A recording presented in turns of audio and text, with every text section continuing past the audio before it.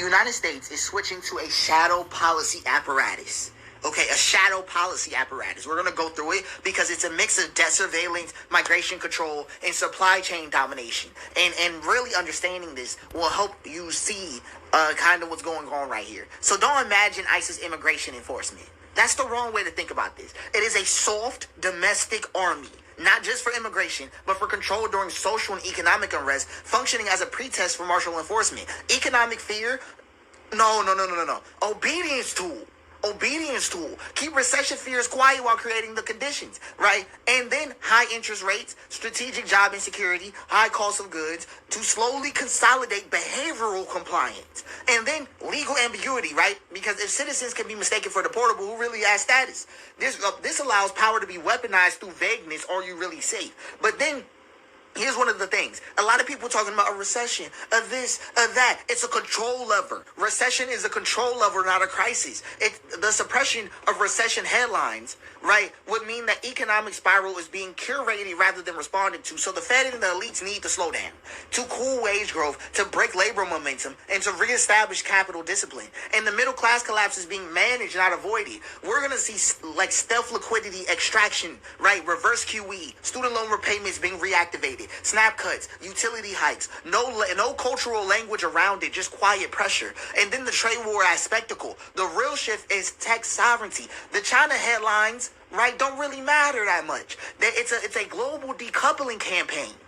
The U.S. is trying to pull critical manufacturing and rare earth reliance away from China without public panic.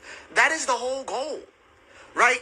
AI and microchip nationalism, that's the whole goal. The United States consolidating control over chips and AI while quality offshoring inflation, right, and manufacturing externalities, right? China would be responding by building an alternative trade bloc, right? Think Belt and Road 2.0, but militarized. And then there's a return to national identity as economic strategy. If the deportation policies keep staying hidden how they are, right, here's what's going on really deeply. Here's what's going on, because it's actually a quiet cultural reconciliation. It's a narrative pivot to nativism, right? And economic fear becomes a cultural fear about others taking jobs or corrupting systems. The citizens versus non-citizens is blurred on purpose, creating a two-tier system of rights. So the missing headline that you don't see is that strategic collapse has begun. Because there's a missing headline in the news right now, which is why we don't cover the news a lot on this page. Because the news is not telling you the story, and I don't know how to say it. I almost should go after them. That's how they're not doing it, because it smells a lot like the careful collapse of old post-World War II. That's what it looks like. Right? What we're not being told is that we're being withdrawn from globalism, but not as an act of fear, but as a way to remold. Domestic enforcement rises while external entanglements shift toward economic cold wars instead of military ones. The systems aren't failing. They're being repurposed for a leaner, more controlled state model. So what we're actually headed toward is freedom versus algorithm, governance by platform, social services, identity verification, even voting becomes tied to digital platforms managed by corporate governance sponsorships, and score-based citizenship.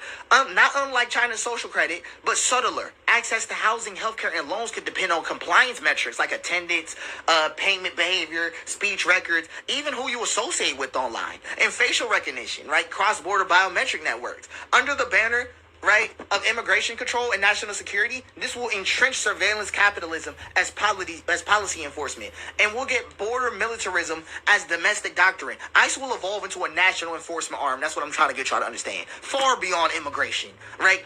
They will act extrajudicially, right? Performing detainments, removals during civil unrest, economic protests, or in emergency zones. The border will move inward, affecting citizens who appear deportable, meaning racial profiling will become infrastructural.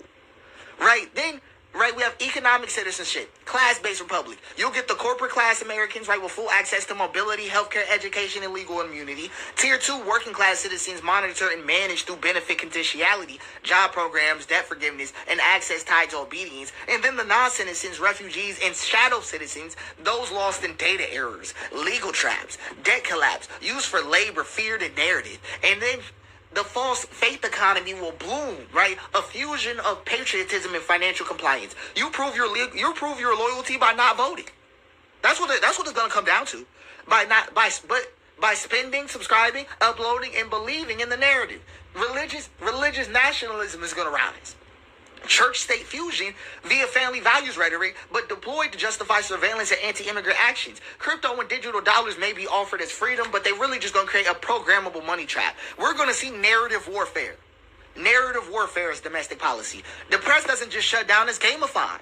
Journalists will be forced into attention economies where dissent can't survive unless viral, meaning that only spectacle reaches the people, which is why I felt the need to make this post anyway. Education becomes story warfare, right? History rewritten, dissenters reframed as unstable, patriarchy, myth-making, right?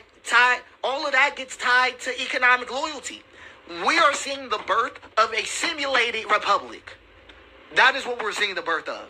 Still looks like democracy. Still has elections. Still waves the flag. Underneath, the law is selectively enforced. Citizenship is conditional. Dissent is pathologized. And loyalty is economized. The state doesn't declare itself. It forms through layered entropy. Passive collapse. Phrased as progress.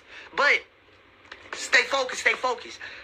Black people, right, we're spiritually stressed right now, and this is deep, and it's something we need to take advantage of, right? We deal with chronic spiritual exhaustion, cultural hyperproduction, masking hollowing, and language is mined, not lived from us. So vibe, lit, trauma, healing, grind become templates, not truths. Black culture is used to metabolize national contradictions. Joy masking decay, rage as entertainment, pain as market. We're not allowed to heal because our suffering is profitable. But here's what white people are in the middle of: narrative confusion. I feel erased. Where's my pride? Right? Increasing reliance on conspiracy, QAnon, replacement theory, emotional breakdown, outsourced to politics, outrage cycles are greater than the will to integrate, and faith systems fail to metabolize grief, and they get replaced with performance, prosperity gospel, nationalism. Here's the thing what we headed up to. Here's the thing that we headed up to. We are headed toward a literal disaster with them.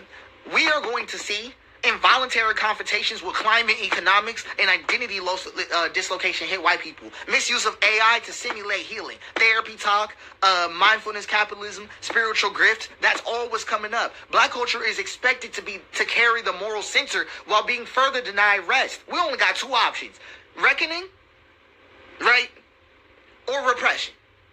That's what we're headed for everybody. But we're going to stay focused. This is what we need to do. Okay, we're going to go into what black people need to do to respond to this, because I wanted to paint the picture of what's actually going on, because the news articles won't cover it.